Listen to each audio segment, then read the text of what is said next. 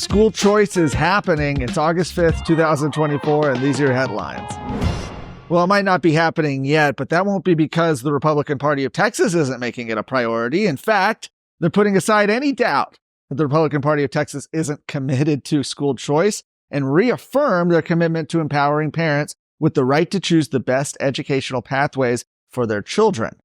A resolution in support of school choice passed unanimously at Saturday's meeting of the State Republican Executive Committee noted that 79.5% of Republican voters approved a proposition earlier this year that stated Texas parents and guardians should have the right to select schools, whether public or private, for their children, and the funding should follow the student. Now, the resolution cites the party platform approved by delegates to the Republican Party of Texas convention in May, which says, "We support further empowering all Texas families to choose from public, private, charter, or homeschool options for their children's education and funding which shall follow the student with no strings attached."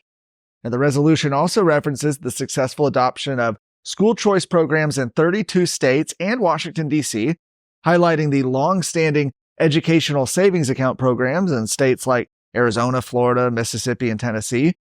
Since 2021, additional states such as Indiana, Iowa, New Hampshire, North Carolina, Utah, and West Virginia have also implemented ESA programs. Governor Abbott made the issue his top priority during this last cycle, spending $6 million in the Republican primaries to support candidates aligned with that vision. Lieutenant Governor Dan Patrick has also prioritized the issue, which has passed the Senate numerous times. House Speaker Dade Phelan, however, has not. When the issue finally came to the House floor for a vote last year, 21 Republicans joined Democrats in killing the proposal. Phelan abstained from the vote. With many of these Republican school choice opponents defeated now or retiring, Governor Abbott says the chamber has the votes to pass a school choice program.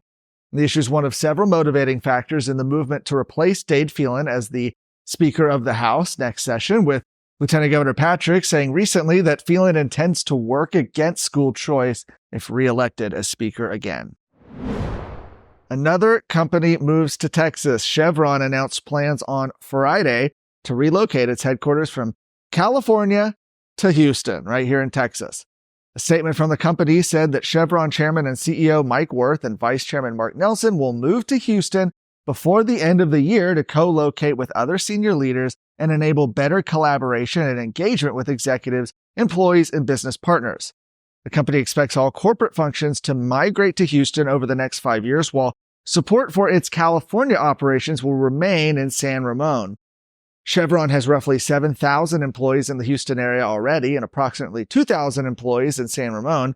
While Chevron did not officially announce a reason for the move beyond better collaboration, Fox 4 News reported that California has sued Chevron and other large oil companies last year, claiming that they misled the public about the risks of fossil fuels, the extraction of use of which are a leading cause of climate change. That was according to their reporting.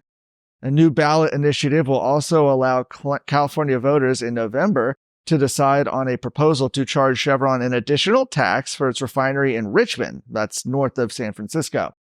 Earlier this month, tech billionaire Elon Musk had announced his decision to relocate SpaceX headquarters from Hawthorne, California to Starbase, Texas, due to California Governor Gavin Newsom's policies attacking parental rights.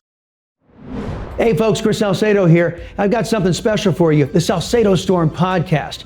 As your friendly, liberty-loving Latino, I bring you a mix of engaging discussions to help us fight for our state and our conservative values. It's the perfect way to stay informed and engaged in what's happening around you. So, what are you waiting for? Don't miss out on the storm of information and entertainment coming your way. The Salcedo Storm podcast, available wherever you get your podcasts.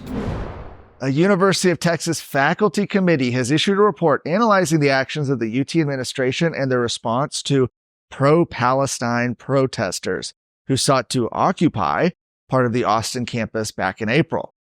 Now, their report said that the administration's actions violated the institution's rules by denying the public the freedom to gather and express their views. A UT spokesperson told Texas Scorecard that the university's actions complied with the state law and expressed disagreement with the committee's assessment. Keep in mind, the protesters violated university rules, including attempting to establish an encampment, possessing weapons, harassment, and non-compliance with orders. Now, this report, which was issued by the Committee of Council on Academic Freedom and Responsibility, also stated the administration did not do enough to seek a cooperative solution before stopping the event or resorting to disciplinary charges or arrest. This report comes after the events at UT resulted in some of the highest pro-Palestine protest arrest rates in the country. According to the New York Times, a total of 136 arrests were made on April 24th and April 29th. Before the planned protest, the report states that the administration, including UT President Jay Hartzell and Provost Sharon Wood, anticipated the events would violate university rules. Now, the Travis County District Attorney has since dropped all charges against the protesters, citing insufficient cause to proceed. For more of today's stories, go to TexasScorecard.com.